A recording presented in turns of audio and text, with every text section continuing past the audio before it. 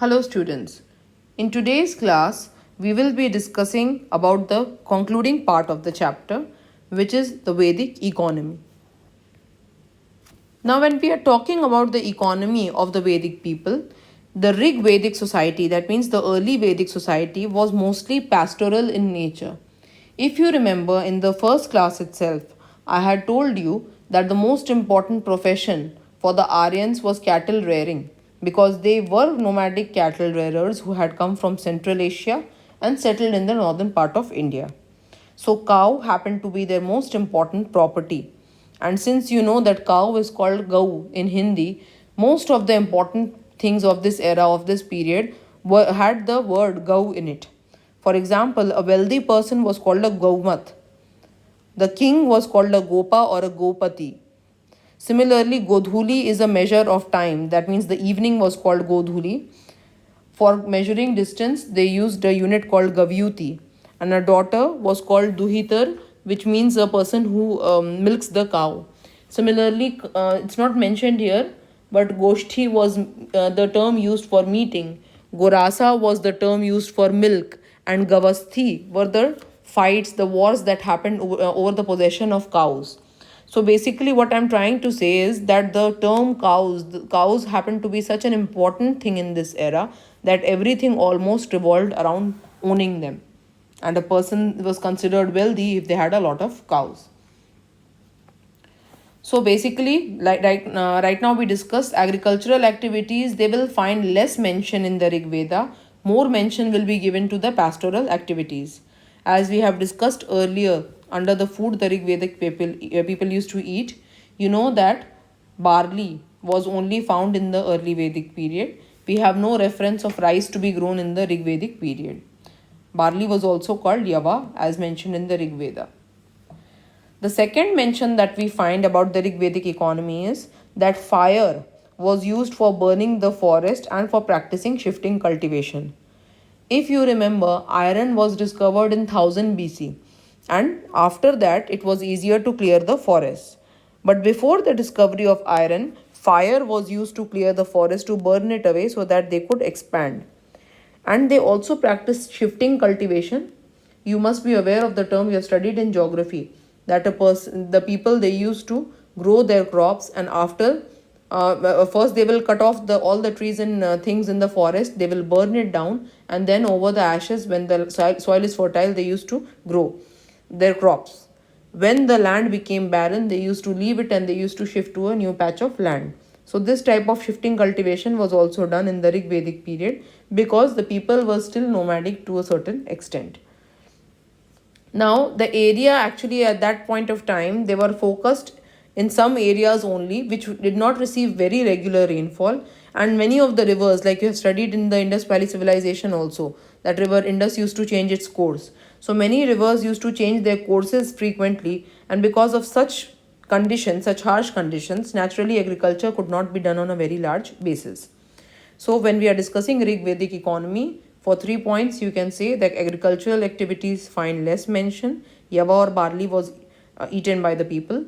Secondly, the use of fire for clearing the forest as well as for practicing shifting cultivation was done.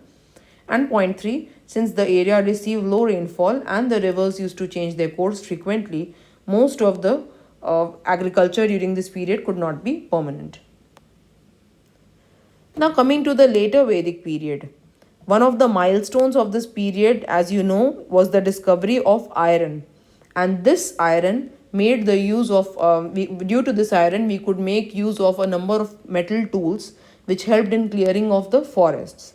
And that is why a lot of large scale expansion took in the later Vedic period, and the Aryans, they extended even towards the Ganga Yamuna valley, which you know is very, very fertile. So naturally now more avenues opened up for agriculture, and they could use these large tracts of alluvial fertile lands near Ganga and Yamuna area for cultivation. And the other reason for agriculture becoming more important was naturally with expansion taking place, there were more and more people staying in this area and they needed to be fed. So for that, agriculture had to be done on a large scale. Like we mentioned, in the later Vedic period, unlike the Rig Vedic period, we have mention of rice being grown. and they are known by different names in the books. They were either called Vrihi, Tandula, or Sali. All these words, they were denoting rice. The later Vedic texts, they also mention that ox was used to draw the plough, which suggests that plough cultivation also took place. So, since we mentioned that very vast, very large areas were being brought under cultivation, it was difficult for men to do it themselves. So they often they used oxen on the plough and the ploughs for cultivating the field. And in addition to using ox, they also used a number of metal tools and iron plowshares. So when we are discussing the economy or the of the later Vedic period, you will say major changes were there in the economy, and agriculture took the most important place. This was possible because the availability of large tracts of fertile land in the Ganga Yamuna area. Secondly, the cultivation of rice during this time was popularized, and it is known by the fact because rice is mentioned by several names such as Vrihi, Tandula, and Sali in the later Vedic texts. And thirdly, oxen were used to draw the plough, as well as iron plowshares and metal tools were used, and such advanced techniques were used to practice agriculture on a large scale. In addition to agriculture, since so many people could grow their crops, there were many other people who had free time who could invest their free time into other such crafts. So these craftsmen, they could either be leather workers working in the tanning industries, and they were called charmakaras.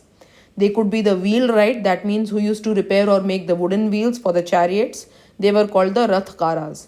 They could be blacksmiths who used to make metal things with metals, ornaments, weapons, and such kind of things. Or they could be potters.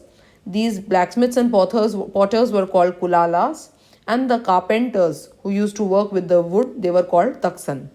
So, in addition to agriculture, these were the different other occupations which were practiced. In the Rig Vedic period, as you have studied, that a person was known by his profession, but there was no any such inequality among the professions in the early Vedic period. So that is why it is mentioned that none of these groups, they were considered of lower status, and they were usually considered equally. Weaving was a domestic craft which was actually usually done by the women, so that is why it was mostly a domestic craft. And wool was obtained from the sheep, and wool was a common raw material, but we do not have any mention of cotton in the later Vedic texts. So we don't know if the people used cotton or what kind of material they actually used. So this is the additional occupation, you can say, that the later Vedic people used to perform. Now, it's a very natural phenomenon that if they are growing so many crops, if they are investing their time in so many other occupations like carpentry, leatherworking, blacksmiths, potters, etc., then they will have surplus, they will have extra goods. And what will they do with this extra good? So naturally they will trade. So that is why during the later Vedic period, the agricultural surplus, the extra of the agricultural goods and the other goods, it led to large scale trade, which gave rise to markets from where they were sold and bought. These markets gradually led to the evolution of towns and cities, and the important trade, it revolved around these towns and cities. Even though we have some evidence of coins, like we have evidence of two type of gold coins, nishaka and money, which were used in the Vedic period, but most of the trade was conducted by barter system. As you know, barter system is the exchange of goods. I think you should be able to guess what would be the most important exchange of good. It would naturally be cows. Like we have discussed that cows were their most important possession. So even though coins like nishaka and money were in circulation, barter system was more popular. So please remember, in the later Vedic period, agricultural surplus led to rise of markets, and this led to development of towns and cities. And even though some coins were in circulation, barter system was the dominant mode of trade. And the lastly, as we have already mentioned, there were additional occupations other than agriculture and trade. So people could be either, they could conduct crafts such as carpenters, they could be potters, they could be blacksmiths, they could domesticate animals. And women, like we said, they did most of domestic crafts such as spinning, that means taking out the fabric from the yarn, weaving, making clothes from those fabrics, knitting, as you know, your mother might be knitting sweaters, making of sweaters and such things, and dyeing, that means coloring the clothes from white to other such colors. So these were the other occupations which were practiced in the later Vedic period.